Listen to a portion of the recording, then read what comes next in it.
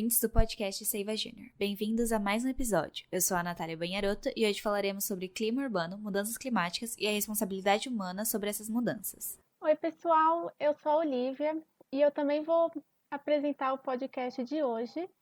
Eu sou estudante na UFABC e desde o ano passado eu fiz iniciação científica com a nossa convidada, a professora doutora Maria Cleofé Valverde.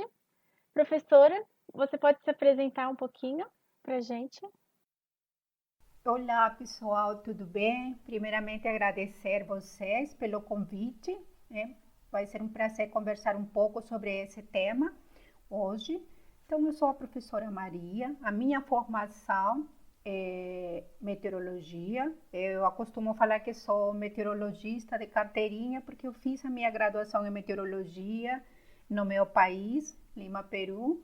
Fiz o meu mestrado, o meu doutorado em meteorologia também, mas especificamente em climatologia sinótica, e o meu pós-doutorado eu fiz em mudanças climáticas, especificamente sobre eventos extremos e os modelos climáticos do IPCC.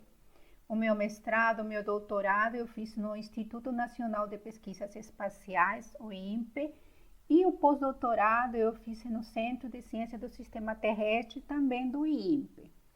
Desde 2010, finais de 2010, comecei a fazer o concurso na Universidade Federal do ABC, no curso de Engenharia Ambiental e Urbana, e desde então eu ministro as disciplinas, né? A minha área de concurso foi climatologia, ministro essa disciplina, né? Climatologia, e outras disciplinas como clima urbano, ciências atmosféricas, questões ambientais globais e hidrologia. Então, um pouquinho esse é meu recorrido aí, né, ao longo de toda a minha carreira profissional. Muito legal. Agora vamos começar já conversando. Algumas medidas de distanciamento social levaram à diminuição das emissões de gases de efeito estufa e algumas melhorias já puderam ser vistas. Por exemplo, na região metropolitana de São Paulo, moradia de milhões de habitantes, apresentou o céu mais azul e o ar mais limpo durante o início da pandemia. Entretanto, recentemente foi publicada uma matéria no site da ONU que relatava que as concentrações de gases de efeito estufa na atmosférica estão em níveis recordes e a emissão que tiveram declínio temporário devido à pandemia estão caminhando para níveis pré-Covid-19, enquanto as temperaturas globais continuam atingindo novos picos. Existe alguma correlação entre a alta densidade demográfica e a poluição atmosférica? E quais são os principais efeitos dessas mudanças no nosso cotidiano? Por que a gente deve se preocupar? Certo. Então, tem dois aspectos, né, que a gente poderia colocar, né? Primeiro você falou das emissões, né, de gases de efeito estufa, e depois falou da poluição. Então, vamos falar um pouquinho dessa poluição atmosférica, quando você me pergunta se existe essa correlação, né, entre essas concentrações, né, de poluentes na atmosfera e alta densidade demográfica, né? Em princípio, acontece sim, nós temos uma relação bem direta, sobretudo nas regiões, né, metropolitanas e nas grandes áreas metropolitanas. O exemplo que nós temos mais próximo é a região metropolitana de São Paulo. Quando a gente pensa da densidade demográfica, então nós rapidamente, né, vamos e pensamos, né, então nós queremos saber quantos habitantes temos em 1 quilômetro quadrado. Então, nós temos uma maior concentração de pessoas, né, ou um número específico. E se esse número, essa densidade é alta ou baixa, então nós falamos que nós temos mais pessoas habitando um espaço, nesse caso, 1 quilômetro quadrado, né? Se nós fazemos essa relação, essa correlação, nós temos mais pessoas, a nossa densidade demográfica é maior, né?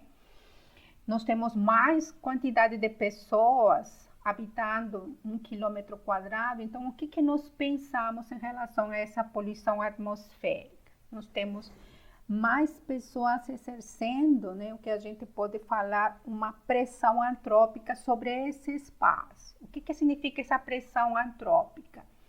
Essas pessoas têm necessidades, essas pessoas têm demandas, né? Então, quais que seriam essas demandas, essas necessidades? É mais gasto de energia, mais consumo de energia, né? Mais formas de transporte, né? Então, se pensarmos quais que são as principais fontes da poluição nessas áreas, né? Nessas áreas urbanas, então a gente consegue fazer, ou fica mais fácil, né? Essa associação ou essa correlação. Mais números de pessoas com uma demanda maior de transporte, né? Mais produção de energia e as fontes, né? As fontes de poluição nessas grandes áreas urbanas vêm especificamente do transporte, né? Do parque automotor. Então, se pensamos em uma região industrial como a nossa, por exemplo, a região metropolitana ou especificamente a região do ABC Paulista, né? Vamos ter essas fontes fixas, né?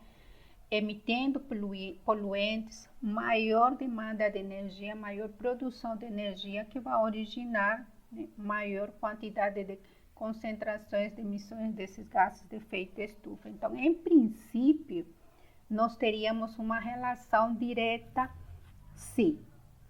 Só para dar um exemplo, né, ficar um pouquinho mais claro, né, nós fizemos aqui na região do ABC Paulista, recentemente foi publicado um artigo onde nós avaliamos, é um artigo sobre clima urbano aqui na região do ABC Paulista, e nós avaliamos vários aspectos relacionados com esse clima urbano, dentre eles a poluição atmosférica em os 6 municípios do ABC Paulista. O que nós encontramos, falando especificamente da poluição atmosférica? O que nós encontramos foi que nos municípios com maior densidade demográfica, que são São Caetano do Sul e Diadema, e que são justamente aqueles municípios que têm uma menor área, uma menor extensão territorial, as concentrações de poluentes eram maiores em relação aos outros municípios. Ou como a gente consegue ver uma relação, né, direta dessa maior quantidade, né, de pessoas habitando o território com essa maior concentração de emissões. E nesse artigo que foi publicado agora no início do ano, ainda se fez um experimento de modelagem, né? Esse experimento de modelagem de transporte, ele foi realizado pelo professor Humberto, que também participou do projeto, do artigo, né? Então, ele, através de uma modelagem de transporte, ele encontrou, especificamente para a região do ABC Paulista, ele encontrou que o município de São Caetano do Sul, que tem maior densidade demográfica, é o que apresentou maior massa. São unidades de quilograma por quilômetro viário, maior massa de concentrações de monóxido de carbono e de CO2, dióxido de carbono, comparado com os outros municípios, né? Então, aí a gente observa como, né, como a gente consegue visualizar mais diretamente essa relação entre poluição atmosférica e mais pessoas habitando um espaço e exercendo toda uma pressão, né, antrópica em relação específica a toda essa demanda no que se refere especificamente à produção de energia, né, para suas necessidades e, consequentemente, essas altas emissões de concentrações de gases de efeito, concentrações especificamente de poluentes, né, no que se refere ao transporte. E uma coisa muito importante que a gente não pode esquecer é que na nossa região do ABC nós temos uma fonte fixa que gera muita poluição, que é o polo petroquímico de Capuava. Então, nesse estudo que nós fizemos também foram analisadas as medidas de concentrações de poluentes pelas estações de qualidade do ar da CETESB. E nós encontramos também que regiões como São Caetano do Sul e Mauá, sobretudo no que se refere a material particulado, no que apresentou a maior quantidade de concentrações e a maior quantidade de dias no qual, né, essas concentrações excederam o limite legal, né, que é estabelecido justamente para não causar grandes danos na saúde, né? Então, a gente consegue ver que temos toda uma problemática, né, em relação às emissões do poluente e as atividades, né, antrópicas pela população. A outra pergunta que você me fez, você poderia repetir, que eu já esqueci? Sim, quais são os efeitos dessas emissões no nosso cotidiano e por que a gente deve se preocupar com elas? Então, assim, quando a gente fala de nosso cotidiano, né? Então, quais são essas emissões, né? Especificamente, quando você falou de gases de efeito estufa,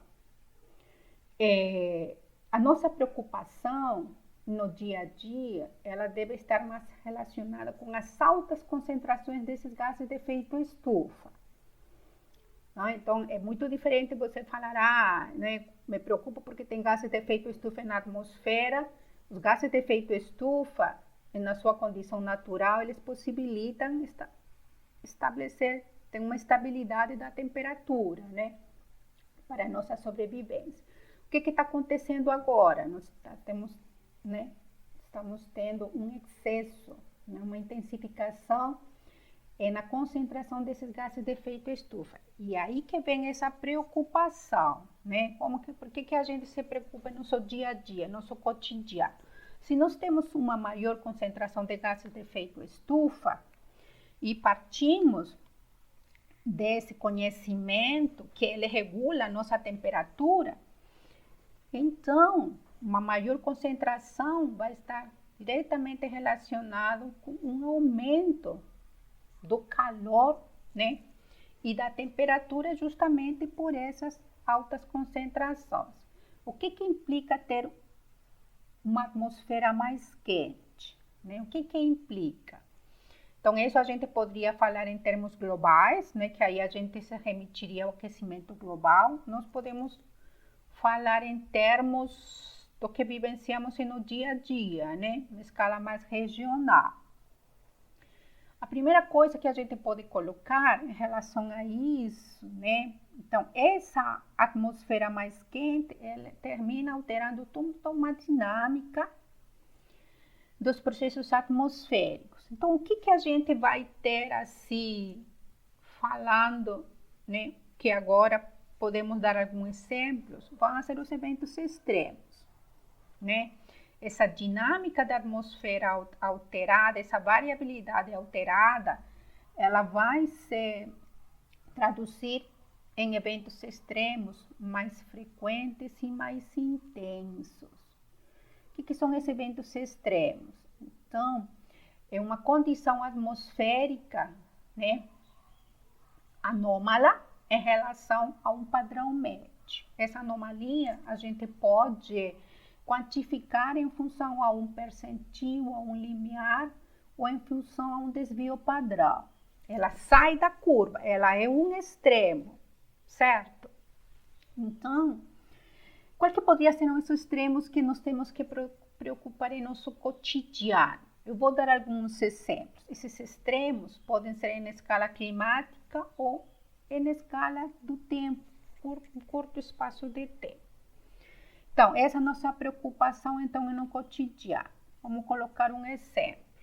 Vocês lembram da seca de 2014? Aqui na região sudeste, na região metropolitana de São Paulo, né? Aquela seca que gerou uma crise hídrica na região metropolitana de São Paulo, né? Nós não tínhamos água.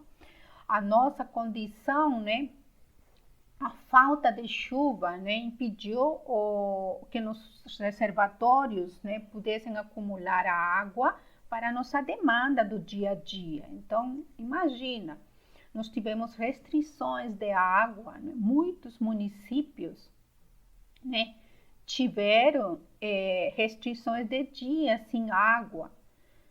E, infelizmente, essa condição, né, de crise hídrica, né, que também se associou a essa falta de chuva, né, também se associou a uma problemática da gestão da água, da disponibilidade da água na região metropolitana de São Paulo. Esse foi um evento extremo, ele influiu no nosso cotidiano, Foi uma preocupação para todos nós, nós tínhamos que economizar água, uma coisa que nós estávamos acostumados a ter água a qualquer momento, a gastar água, né? Então, essa foi uma preocupação. Então, numa escala climática, essa seca trouxe, né, muito prejuízo para a população. Outro exemplo um pouquinho mais próximo, né, que se refere a esses eventos extremos e o porquê nos preocupar por eles, foi o que aconteceu no mês de agosto, por exemplo. Aquela onda de frio, sabe? Que foi 2, 3 dias. E aqui na região metropolitana de São Paulo, nós tivemos óbitos, né? As pessoas de rua morreram, porque as temperaturas mínimas chegaram 6, 7 graus centígrados. E as temperaturas máximas não passaram de 12 graus. Então, vocês imaginam o frio. Houve óbitos. Foi um extremo de um curto período de tempo, de 2 dias, 3 dias, mas olha como o impacto é na população. Foi uma preocupação. A gente dentro de casa, bem abrigada, mas ainda sentindo muito frio, eu ficava imaginando como que estão as pessoas que estão fora, né? E de fato, no dia seguinte, isso foi no dia sábado, sexta começou, sábado foi mais frio, domingo foi mais frio, 20, 21 de agosto, né? Foi essa massa muito extrema. Isso aí são consequências desse aquecimento. O que acontece é que a gente não tem a percepção disso, né? Ainda a gente acha que tudo isso é natural e não é natural. Outro exemplo que a gente pode colocar é agora esse evento extremo de calor que nós tivemos, né? A última sexta, sábado e domingo. Em pleno inverno, as temperaturas alcançaram mais de 34 graus centígrados aqui na nossa região de São Paulo. Então, no centro-oeste, no Brasil tudo, né? Pantanal 40 graus, 45 graus. Aqui na região sudeste a gente não chega a essas temperaturas tão altas, mas pode chegar, pode. Em pleno inverno a temperatura mais alta é no centro de São Paulo, 35, 36 graus, né? Aqui no ABC São Caetano do Sul teve a mais alta temperatura em relação aos outros municípios. Por que a gente monitora? A gente monitora porque nós, cada final de mês, nós elaboramos um boletim climático, então a gente está muito, né, antenado, vamos falar assim, no que se refere, né, a esses eventos extremos, a essas temperaturas anômalas. Então, imagina, né, temperaturas tão altas, e infelizmente quem mais sofre, quem se vê mais afetado, são justamente as pessoas mais vulneráveis, ou os mais novos, ou os mais, né, as pessoas de maior idade que sentem maiores efeitos, sobretudo no conforto térmico. E professora, vendo esse cenário assim de extremos climáticos, né, chuvas intensas, muita seca, muito frio, a gente vê muita ocorrência de, por exemplo, inundações, alagamentos, principalmente nos lugares, por exemplo, no centro de São Paulo, né, que foi um local que teve um rápido crescimento urbano e algumas casas não são tão bem estruturadas e durante um período de chuva pode ter um deslizamento. E alguns recursos hídricos, a maioria são totalmente canalizados, ruas impermeáveis. Como que esses fatores agravam também nos extremos climáticos e esse tipo de diferença, por exemplo, de moradias, de local com muitas pessoas, como que isso influencia também no impacto nas pessoas, sabe? Certo. Então, assim, a relação também é direta, né? Então, aí novamente entramos no que a gente chama da percepção, né? O que acontece em relação a esses extremos climáticos, a essas alterações que hoje está acontecendo. Então, você colocou um aspecto muito importante, né? Nós partimos, né, da existência desses extremos. Vamos falar das chuvas intensas, então. E partimos de uma situação, né, de aquelas áreas urbanas, né, fazem parte das regiões metropolitanas, mas nós temos que ter em conta como que é essa estrutura. Então, houve um rápido crescimento, como você falou, houve uma expansão, houve uma maior população com uma necessidade de encontrar espaços para habitar. O grande problema é como que isso se deu, né? Então, não houve um acompanhamento correto para que aconteça isso com a devida infraestrutura, com o devido saneamento. Então, o que acontece? Nós encontramos muitas áreas, sobretudo nas periferias das grandes regiões urbanas, muito expostas. Né? Expostas ao quê? Né? Pela sua condição de falta de infraestrutura, falta de saneamento, elas se tornam vulneráveis. Né? Socialmente, então, economicamente, nem se fala. Provavelmente a sua situação, a sua vulnerabilidade econômica leva eles a habitar espaços sem nenhuma infraestrutura, né? E aí que a gente consiga ver essa desigualdade social, né? Tão assim, tão exposta, né? Em relação a isso. Então a pessoa ocupa um espaço, né? Um espaço que ele se torna uma ameaça. Em que sentido? Né? Quando um extremo climático acontece, então especificamente uma chuva, o que vai acontecer? E pode ser que essa chuva nem se constitua por si mesma um evento extremo. Quando que a gente chama que um evento extremo de chuva? Que pode causar inundação, que pode causar um deslizamento. 100 milímetros em uma hora, esse é um evento extremo. Você imagina 100 milímetros caindo 100 litros de água em uma área de 1 metro quadrado. É muita coisa. Então, imagina essa quantidade de água caindo em 1 metro quadrado, com uma condição de infraestrutura que possibilita o escoamento dessa água. Né? Agora, se nós vamos para aquelas áreas que são mais expostas, como você falou, vou colocar um exemplo, então, o que a gente mais trabalha, que são as bacias urbanas, né? Então, o que é habitado em uma bacia urbana? São as várzeas, né? As pessoas com menos condição, elas ocupam as várzeas, elas desmatam. E o que é uma várzea? É justamente aquele espaço, né, do leito de um rio. Quando acontece a época de cheia, ou seja, chove, a água tem para onde ir, para onde escoar. Só que quando você ocupa a várzea, a água vai escoar de qualquer jeito, ou seja, vai ocupar, né, vai se expandir para a área onde você construiu sua casa e inunda.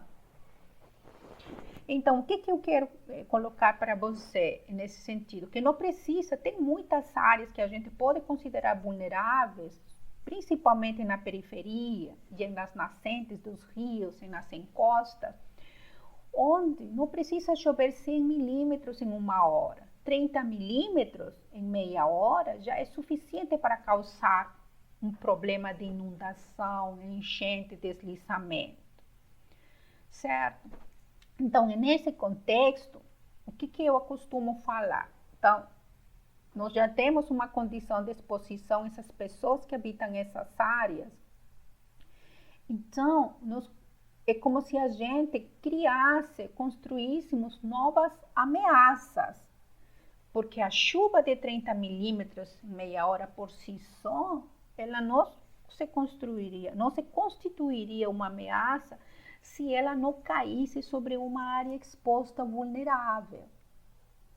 Então, essas condições, né, potencializam o impacto que vem às pessoas. Então, o que acontece? Então, da chuva de 30 milímetros, né, uma região, né, que uma nascente, né, de uma área urbana que ela foi habitada, que não tem condição de saneamento, não tem drenagem, não tem onde a água escoa. E acontece o que a gente observa. Inunda, enche, se é uma encosta, o solo umedece, não tem vegetação para segurar a água, a umidade do solo, e aí que vem os problemas, né, de perdas, né, perdas da casa, perdas de vida. Então, né, quando você fala para mim, né, como que se agrava o extremo climático, o que se agrava é o impacto que essa chuva, que por si só ela não seria uma ameaça, ela termina se impactando, né, e termina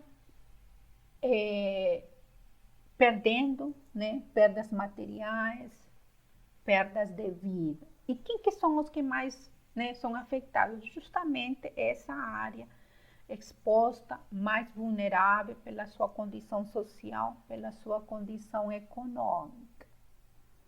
Então, nós temos uma problemática bem complicada em relação a isso. Agora, se acontecer de fato o extremo climático, então eu tenho uma chuva, né, de 100 milímetros em pouco período de tempo, 1 hora, 2 horas. O que acontece então?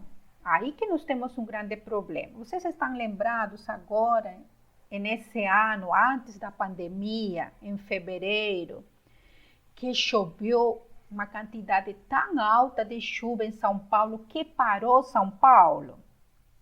Vocês estão lembradas disso, né?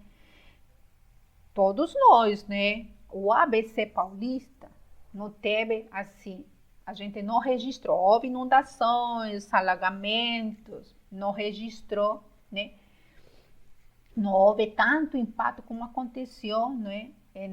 No centro, na cidade de São Paulo, Rio Tietê, Rio Pinheiros, transbordando. 2 dias parou tudo. Exatamente. Tudo. Vocês já imaginaram, né? Uma grande região como ela parou, literalmente parou tudo. E tanta quantidade de água para escoar, né, na bacia do Tietê, aqui na região metropolitana, não comporta mais. Então, as cidades em si, do jeito como elas estão, né, planejadas e estruturadas, né, dentro de um sistema de drenagem que não é mais suficiente, um sistema de drenagem urbano, micro e macro, não conseguem mais suportar um evento extremo em si, como foi esse caso da cidade de São Paulo. Então, assim, e eles estão se tornando assim, mais frequentes e mais intensos. A região aqui no ABC Paulista, esse evento de fevereiro de 2020 afetou, mas não afetou tanto como os que aconteciam em 2019, 2018, 2017. Aqui teve um evento que houve de 2019 que teve mortos aqui na região do ABC, né? Muitos municípios A universidade, nossa universidade do ABC Paulista está na várzea. Então, quando é para acontecer esses extremos, é a primeira, né, que se vê afetada. Nós já vimos a nossa biblioteca, né, uma biblioteca, uma piscina, água assim, escorrendo com uma velocidade, né, é muito complicado. O que a gente faz em relação a isso, né? Quando a gente dá a disciplina, essas aulas, a gente fica perguntando o que nós vamos fazer então? O que a gente... Tirar a universidade e tudo o que existe construído, porque hoje, né, as várzeas dos grandes rios, Tietê, Tamanduateí, está todo ocupado, são as avenidas, são as universidades, são as indústrias, as grandes indústrias aqui em Tamanduateí, na várzea do Tamanduateí, elas funcionam, foram as primeiras que foram instaladas. A Rode, então, né, desde quando o Tamanduateí ainda tinha os meandros, né, aquelas curvas lindas que a gente observa quando a gente vê os rios, né, no urbanos. Então, é uma problemática social, ambiental muito grande. Então, da forma, né, como foi expandindo essa área urbana, muitas áreas, né, são vulneráveis e hoje elas são áreas de risco, porque os extremos, as chuvas de verão estão aí, né? Elas se constituem em grandes áreas de risco, né? A essas ameaças, né? Existem muitas ameaças, mas a essas ameaças específicas que são as chuvas de verão, que eu repito para você, não precisa ser necessariamente um extremo de chuva para já poder sentir esses impactos, né, em relação, né, principalmente aquelas áreas, né, onde as nascentes foram ocupadas e as encostas também, né. É uma problemática bem complicada para o gestor. Quando a gente pensa nesses eventos climáticos extremos, a gente sempre imagina que eles são locais, né? Mas eles são influenciados pelo clima global, certo? Então, como o microclima é relacionado com o macroclima? Certo. Então, assim, ó, o microclima, ele está dentro do macroclima. Então, vamos pensar o microclima como clima urbano. Vamos falar a escala bem, não é o que você falou. É o que acontece aqui em nosso bairro, aqui em nosso município. É aquele clima local que eu sinto. Aqui, quando eu falei da onda de calor, eu estava aqui na minha casa, né? Eu saí lá fora e eu senti essa sensação quente de 35 graus ou esse frio extremo. Certo? Agora, quando eu falo do clima global, eu estou falando de uma condição. Então, né? Estou falando de todo o planeta, né? Então, quando a gente fala do clima global, eu estou falando, e a gente se fala desse aquecimento da atmosfera, eu falo então a temperatura média do planeta, né? Agora eu falei para você, foi a temperatura de aqui da região de São Paulo, da estação meteorológica de São Caetano, né? Então, assim, o clima urbano, aquele microclima que você coloca, que eu prefiro falar como clima urbano, né? Ele faz parte desse grande clima global. Então, vamos lembrar, se vocês já fizeram climatologia. Se nós temos a nossa camada atmosférica, tudo bem se vocês não fizeram aí. Dentro da nossa atmosfera, nós temos uma camada que é a chamada troposfera. É a primeira camada mais próxima à superfície. Altura, aproximadamente 12 quilômetros. 12 quilômetros da superfície para cima. É nessa camada onde todos os fenômenos atmosféricos acontecem. As chuvas, frentes frias, os sistemas de alta pressão que originam as secas, as ondas de calor e assim sucessivamente. Desses 12 quilômetros, onde que está nosso clima urbano, nosso microclima? Está no primeiro quilômetro dessa grande troposfera. Nós estamos onde? Então, dentro dessa camada troposférica, nós temos uma camada que é a chamada camada do limite planetário. da superfície para cima 1 quilômetro. Ainda desse quilômetro, nós, população, nós estamos em uma camada mais lá embaixo, população em toda a estrutura urbana, o que é chamada da camada do dossel urbano. Então, imagina, nós temos uma camada de 12 quilômetros e nós estamos lá no primeiro quilômetro, certo? Como que esse primeiro quilômetro de camada, onde estão todas as cidades, inclusive nós e todas as nossas atividades, influenciam nessa camada de 12 quilômetros? E mais lá acima, que vai a estratosfera, né? Tem sim uma relação muito importante. Quando a gente fala do aquecimento global, nós estamos falando de toda essa camada troposférica, certo? Toda a camada troposférica, nós inclusive, né? Então, essa relação é muito direta, Mesmo no clima urbano, nessa camada mais baixa, nós tenhamos, né, uma alteração dessa atmosfera local, em termos de clima urbano, muito bem definida. Qual que é a principal alteração da nossa atmosfera quando a gente fala do clima urbano? Aí vocês vão lembrar, ilha de calor, né? Então, nós temos as regiões mais centrais, né, das cidades muito quentes, as mais impermeabilizadas, as mais verticalizadas, né, onde tem mais concentração de poluentes, as áreas mais quentes. A gente vai se afastando, onde temos mais vegetação, menos impermeabilização, elas terminam sendo mais frias. Esse aí é um fato, ninguém discute as ilhas de calor, isso já faz parte das grandes regiões metropolitanas. Como isso influencia, né? Como que esse calor que é gerado em uma camada tão baixa, dentro desses 12 quilômetros aproximados, terminam influenciando, né, esse nosso clima global.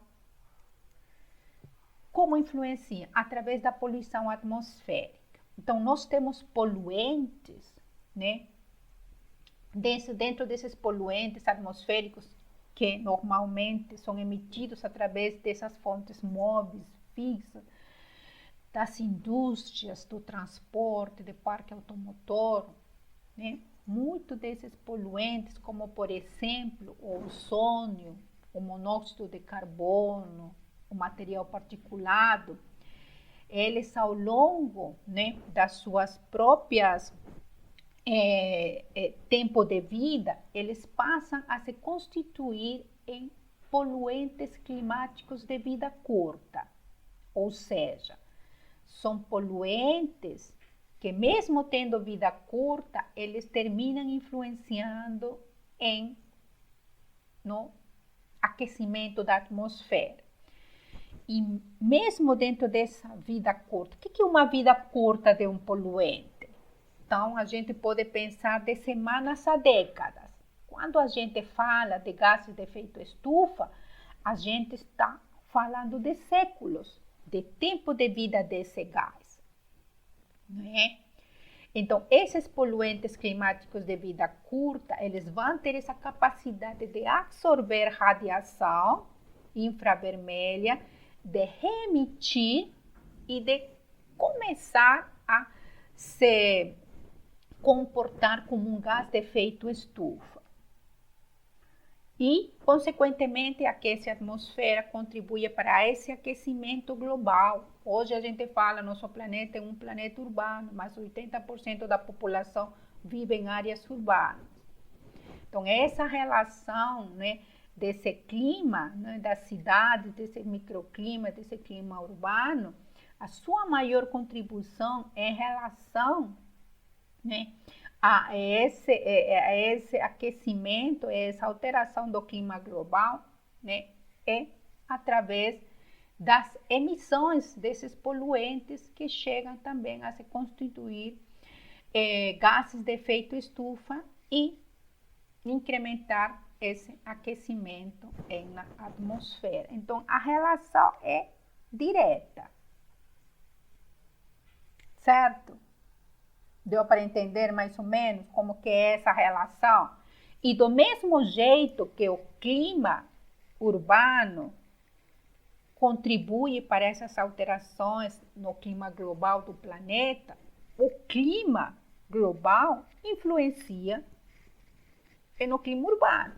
Olha, só para terminar essa pergunta. Uma onda de calor é diferente de uma ilha de calor. Então, esse evento extremo de calor que nós estamos tendo, ele está associado a uma configuração atmosférica de um clima dentro da troposfera. Ele não é uma alteração da atmosfera local. A onda de frio é a mesma coisa. Só que quando nos afeta na troposfera, nós fazemos parte dessa camada troposférica e nós sentimos os efeitos, né? Então, nos sentimos mais quente, nos sentimos mais frio. Então, essa ligação do clima local com o clima global, ela é direta, ela é recíproca. E, professora, nesse pensamento de clima global e o clima da cidade, né, que é onde tem mais pessoas, a gente sabe que ao decorrer do desenvolvimento do planeta Terra, ele teve momentos de era de gelo e momentos em que estava aquecendo. E visto isso, como que a gente pode explicar que agora a gente está no momento de aquecimento e está sendo agravado pela humanidade, né? E isso torna o ser humano, as atividades antrópicas, um responsável pelas mudanças climáticas também? Certo. Então, assim, ó, eu costumo falar para os alunos nas aulas de climatologia, quando nós utilizamos o termo mudança climática. É muito importante vocês ter uma diferenciação muito clara. Então, a mudança climática, ela fez parte do que você falou, né? Ela fez parte da história do nosso planeta e ela continua fazendo parte, né? São essas mudanças climáticas que originaram essas eras glaciais, né? Uma era interglaciar, uma era glaciar. Hoje vivemos uma fase quente, uma era interglaciar. Essa era interglaciar, elas aconteceram, a mudança de uma fase para outra aconteceu em milhares de anos, certo? Para nós passar de uma fase para outra. Eram outras as condições de vida, a população não existia ainda, certo? Foram causas naturais, né, associadas às órbitas do planeta, né, associadas a fatores naturais, onde a intervenção do homem, o homem nem existia, mas elas foram acontecendo, né, dentro da dinâmica do planeta.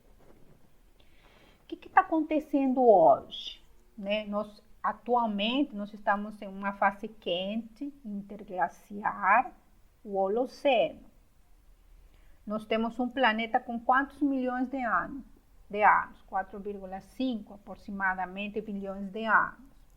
O planeta, a civilização humana, quanto nós temos de vida aqui agora. Então, é ínfima comparada com esse tempo que o planeta tem. Então, como que a gente consegue explicar hoje essa mudança climática? Então, eu falo para os alunos. Então, vamos fazer a diferença, vamos ter essa diferença bem clara. Eu, pessoalmente, chamaria mudança climática antrópica, porque ela se diferencia de todas as mudanças climáticas que a ciência demonstra até o momento dentro da concepção das eras geológicas. Só que a gente não escuta muito falar mudança climática antrópica. Hoje nós falamos de mudança climática, mas é antrópica no contexto de que nós temos, né, um responsável, assim, entre aspas, um responsável, né, ou temos um grau de responsabilidade muito grande dessas alterações que a gente está observando, e não só em termos de clima, né? São mudanças e alterações que o nosso planeta está vivendo em todas as componentes do sistema Terra, certo? Então, nós temos uma responsabilidade sim. Olha só a nossa crise, nosso planeta, nosso meio ambiente, como tantos dos diferentes componentes, os ecossistemas estão sofrendo alterações muitas irreversíveis. A biodiversidade, por exemplo, né? A quantidade de nitrogênio que tem na atmosfera, nos diferentes ecossistemas, planeta. O que isso está originando? A acidificação dos oceanos, o lixo, o resíduo, a quantidade de resíduos sólidos que nós geramos, né? Então, assim, a gente tem sim uma responsabilidade direta nessa crise ambiental que atualmente vive a humanidade. No que se refere ao aquecimento global, à mudança climática, então, a maior responsabilidade, né, que está associada ao homem é justamente, né, essa alteração na concentração de emissões de gases de efeito estufa. A própria capacidade natural que o planeta tinha para poder, né, fazer todos os processos de captação do CO2, da reciclagem, desses gases de efeito estufa, ela está comprometida. E aí, então, né, a atmosfera começa a aquecer cada vez mais. Esses controles, né, esses graus, né, de aquecimento, né, que se observa. Isso aí não pode ser mais negado, essa é uma realidade. Você pega uma série de temperaturas de qualquer parte do mundo, ela está em aumento, né? Então, a nossa responsabilidade, então aí é que a gente vê, não é, essa percepção, né? Isso é uma realidade, né? Então, é isso que a gente fala. Chega um momento que você tem que assumir uma responsabilidade. Você assume uma responsabilidade como habitante do planeta, nós, o que a gente está fazendo, os governos, né? As nossas autoridades, os nossos governantes, eles têm que assumir uma responsabilidade em relação a isso. O que a gente observa? Através dos diferentes acordos, dos diferentes protocolos, que muito pouco ainda, né, se tem feito em relação a isso. Então, a responsabilidade é direta, não temos como isso negar. Isso aí é uma realidade, certo? Então, é mais ou menos por aí que você tá, é o que você respondia, o que você estava me perguntando. Sim, exatamente. Que é justificável só falar, ah, não, a gente está numa fase de aquecimento, então é natural que é, o, o oceano está ficando com mais água porque tem gelo derretendo e tudo mais. Era realmente isso que eu queria mais um esclarecimento, né, que você falou. Agora que a gente sabe que o ser humano tem uma parte de responsabilidade nas mudanças climáticas, nós, como indivíduos, temos que adotar hábitos que possibilitam viver de uma forma mais sustentável e tem um impacto redutor nas mudanças climáticas? Assim, ó, com certeza sim. Talvez não na urgência e na necessidade que hoje se exige, né? Então, por exemplo, né, o que não fala o Acordo de Paris, ou as próprias ODS, né, nas suas metas que são estabelecidas. Não sei se é engraçado ou é triste, né, mas cada vez que a gente vai e lê um relatório de um acordo ou de objetivos que são estabelecidos para diminuir, para reduzir, né? Por exemplo, diminuir as concentrações de gases de efeito estufa, diminuir, né, as pessoas, a disponibilidade, o saneamento, né, as metas que são tratadas em relação, por exemplo, né, a ter mais igualdade na distribuição de água nos países. Quando a gente observa e vê isso, que as metas nunca são alcançadas, sempre são postergadas, né? Então, aí nós temos medidas e posturas que não vêm apenas de um comportamento individual, não nosso. Precisam de políticas, precisam de investimento, e essas são as autoridades e os governos que têm que fazer. Mas isso aí não tira a nossa responsabilidade individual em relação ao quê? Em relação aos nossos comportamentos, né? Então, é assim.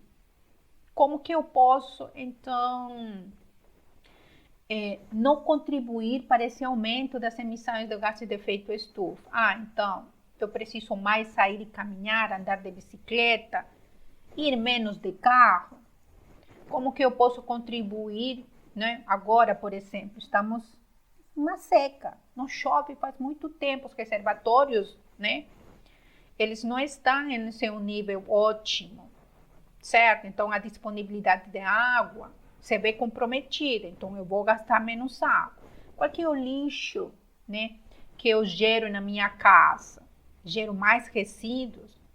Nós temos uma problemática de lixo no planeta muito grave. Quais que podem ser as minhas atitudes? Então, as atitudes, eles têm que ser individuais, sim.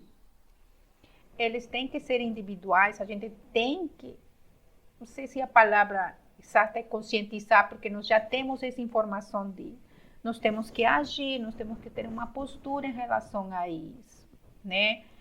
E nós temos, né? Então aí vem, então isso é suficiente para que as metas sejam cumpridas. São os nossos governos e os nossos governantes que têm que, né, executar, né, essa governança. Então, qual que é o nosso papel? Nos posicionar e exigir que isso seja cumprido, porque eu estou fazendo a minha função, né? Eu estou contribuindo, estou gerando menos lixo, estou saindo caminhar, não utilizo muito o transporte, apago, economizo a minha luz. Mas o que meus governantes estão fazendo se eu estou fazendo a minha parte? Sou parte de uma população. Eu tenho direito, sim, de exigir, né, que essas políticas, esses planos sejam executados, sejam cumpridos. Preciso me informar, preciso saber por quem que eu vou votar agora, aquele prefeito, aquele governador, aquele vereador que prometeu que ia colocar, né, esgoto na minha rua. Então eu tenho que exigir, senão eu não vou tomar. Qual que é o governante que eu quero que realmente defenda os meus direitos, né? E cuide do ambiente, porque é o único espaço onde nós temos agora para viver, né? Não temos, então, temos uma condição de desigualdade muito extrema, né? Então, o fato que a gente saiba que são as medidas realmente, né, a nível de governo, que vão fazer a diferença em uma escala global, isso não tira a nossa responsabilidade das nossas atitudes individuais frente a essa problemática ambiental muito grande que está levando ao nosso planeta, né, a condições que a gente, sinceramente, o futuro, né, não consegue vislumbrar um futuro bom. Né? A gente não quer ser pessimista, a gente quer ser otimista, mas a gente tem que fazer a nossa parte, né? Sim, exatamente. E é isso que você falou, né? Tanto como indivíduo, a gente tem que saber as nossas atitudes e também cobrar as atitudes dos representantes que governam uma população, né? E professora, a gente vai ficando por aqui. Essa foi a última pergunta. Muito obrigado pela sua participação. Você trouxe umas reflexões muito ricas, muito importantes para o nosso tema tão atual. Eu queria agradecer por você ter participado. E é isso. Se você quiser agradecer, falar algumas palavras, se tiver alguma indicação também. Então, eu quero agradecer bastante essa oportunidade de poder conversar com vocês, né, sobre temas tão amplos, tão abrangentes, né, que às vezes fica pouco, né, pouco tempo para a gente conseguir aprofundar, mas foi uma oportunidade boa, né? Para a gente ter essa conversa. Fico à disponibilidade, né? De outras vezes, de tratar de assuntos mais específicos, certo? E parabenizo a Seiva Júnior, né? Por essa iniciativa. Atualmente estamos vivendo com tantas problemáticas ambientais, que vocês vão ter muito tema, né? Muito tema para vocês, muitos pesquisadores para vocês poderem convidar e tratar, né?